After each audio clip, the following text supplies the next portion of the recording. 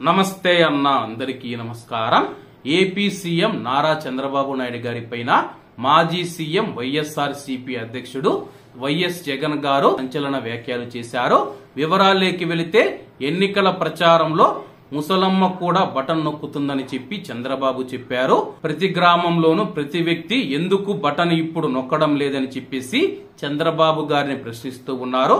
చంద్రబాబు గారు ఇప్పుడు బటన్ ఎలా నొక్కాలో తన చెవిలో చెప్పమంటూ ఉన్నారు.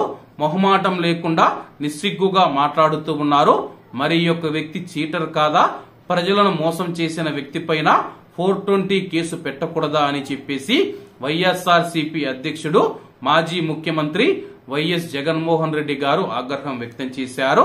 మీరు మేము మనందరం కలిసికట్టుగా నిలబడి ఈ యొక్క అరాచక ప్రభుత్వాన్ని బంగాళాఖాతంలో కలిపే పరిస్థితుల్లోకి తీసుకువెళదామని చెప్పేసి పార్టీ నేతలకు శ్రేణులకు పిలుపునిచ్చారు.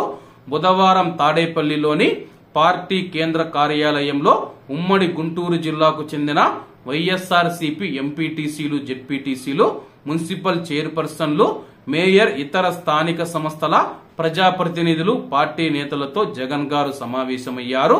రాష్ట్రంలో జరుగుతూ ఉన్న పరిణామాలు, నెలకొన్న పరిస్థితులపై చర్చించారు.